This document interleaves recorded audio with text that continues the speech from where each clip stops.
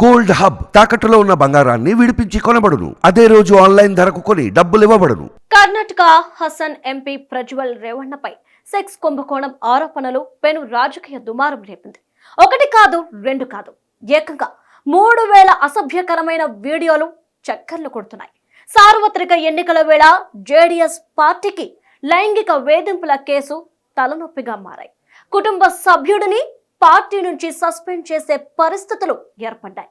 మరోవైపు మాజీ ముఖ్యమంత్రి కుమారస్వామి ఇది రేవణ్ణ సొంత విషయమంటూ చూసిన కప్పదాటు ప్రయత్నాలు ఆ పార్టీని మరింత ఇరకాటంలోకి నెట్టాయి. మాజీ ప్రధాని హెచ్డి దేవేగౌడ కుమారుడు రేవణ్ణ మనవడు ప్రజ్వల్ పై నమోదైన లైంగిక దౌర్జన్యం కేసు ఎన్డీఏకు ఇబ్బందిగా మారింది. జేడీఎస్ కు మద్దతిచ్చిన బీజేపీపై మరింత ఎఫెక్ట్ పడింది. అశ్లీల వీడియోల వ్యవహారంలో ప్రధాని మోదీ స్పందించాలని కాంగ్రెస్ అగ్రనేత ప్రియాంక వాద్రా ఘాటుగా ప్రశ్నించారు. ఇంతకీ సెక్స్ కుంభకోణంలో ప్రజ్వల్ రేవణ్ణ పాత్ర ఏంటి?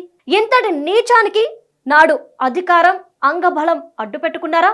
కాంగ్రెస్ అధికారంలోకి వచ్చిన తర్వాత జేడీఎస్ ఆటలకు చెక్ పడిందా? ప్రభుత్వం ఏర్పాటు చేసిన సిట్ వాస్తవమని నిగ్గు తేలిస్తే జేడీఎస్ అండ్ కూటమి తలదించుకోవాల్సిందేనా?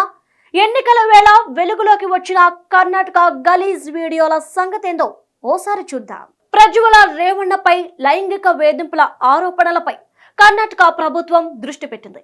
దీనిపై ప్రత్యేక సిట్ ను ఏర్పాటు చేసింది. దీనిపై దర్యాప్తునకు సిద్ధమని మాజీ మంత్రి జేడీఎస్ ఎమ్మెల్యే హెచ్డి రేవణ్ణ స్పష్టం చేశారు. అభియోగాలు నిజమని తేలితే చట్ట ప్రకారం చర్యలు ఎదుర్కొంటామని ఎప్పుడో 4-5 ఏళ్ల క్రితం విషయంపై ఇప్పుడు కేసు పెడుతున్నారు. దీనిపై నేను మాట్లాడనని చెప్పేశారు. కుమారుడితో పాటు రేవణ్ణపై కూడా ఎఫ్ఐఆర్ నమోదు చేయడంపై దీని వెనుక రాజకీయం ఉందని ఆయన ఆరోపించారు. కాగా అసభ్య వీడియోల కేసులో చిక్కుకోవడంతో ప్రజ్వల్ రేవణ్ దేశం వీడారు. బెంగళూరు నుంచి ఫ్రాంక్ఫర్ట్ కు పయనమయ్యారు. అశ్లీల వీడియోలపై సిట్ ఏర్పాటు చేయనున్నట్లు కర్ణాటక ప్రభుత్వం ప్రకటించిన వెంటనే ఆయన దేశం వీడటంతో జేడీఎస్ మరింత చిక్కుల్లో పడింది. ఉత్తర కర్ణాటకలో 4వ దశలో ఎన్నికల పోలింగ్ మే 7న జరగనుంది.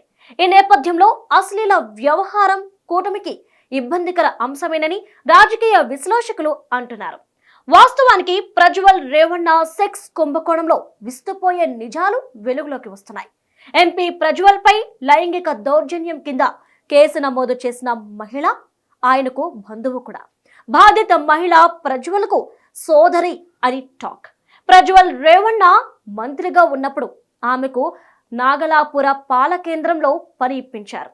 ఆ తర్వాత బీసీఎం హాస్టల్లో వంట పని చేసేందుకు ప్రజ్వల్ అవకాశాన్ని కల్పించారు. 2015లో తన నివాసంలోనే బాధిత మహిళను ప్రజ్వల్ పనిలో చేర్చుకున్నాడు. రేవణ్ణ నివాసంలో 6 మహిళలు యువతులు పనిచేస్తున్నారు. పనిలో చేరిన నాటి నుంచి లైంగిక దౌర్జన్యానికి పాల్పడుతూ వచ్చారని బాధితురాలి ఫిర్యాదుతో కేసు బుక్ అయింది. పండ్లిచ్చే నేపంతో స్టోర్ రూమ్ కు పిలిచి వేధించేవారని బాధితురాలు వివరించారు.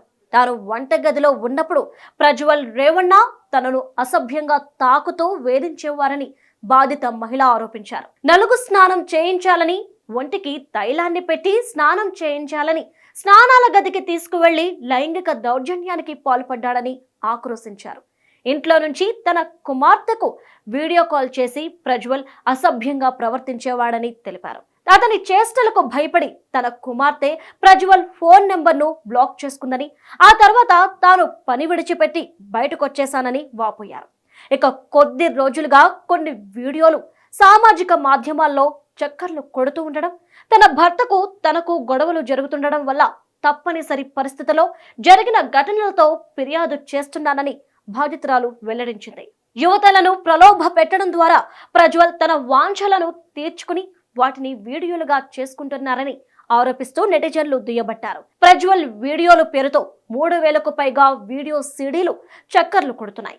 వ్యవహారం చిలికి గాలివానగా మారడంతో ప్రజ్వల్ ను పొత్తు అభ్యర్థిగా బరిలో నిలిపి బీజేపీ తప్పు చేసిందని ఆ పార్టీ సానుభూతి పరులు విమర్శలు గుప్పిస్తున్నారు. మరోవైపు హసనా ఎంపీ ప్రజ్వల్ రేవణ్ణ లైంగిక దౌర్జన్యాలకు పాల్పడిన కేసులో వాస్తవాలను వెలికి తీసేందుకు ఏర్పాటు చేసిన సిట్ దర్యాప్తులో ప్రభుత్వ జోక్యం ఉండదని ఆ రాష్ట్ర మంత్రి కృష్ణ భైరేగౌడ స్పష్టం చేశారు. ఇక హసనా లోక్సభ సభ్యునిగా ప్రజ్వల్ రేవಣ್ణ ఎన్నిక చెల్లదని ఉన్నత న్యాయస్థానం ఇప్పటికే ఇచ్చిన ఆదేశాలపై ఆయన సర్వోన్నత న్యాయస్థానం నుంచి స్టే తెచ్చుకున్నారని తెలిపారు.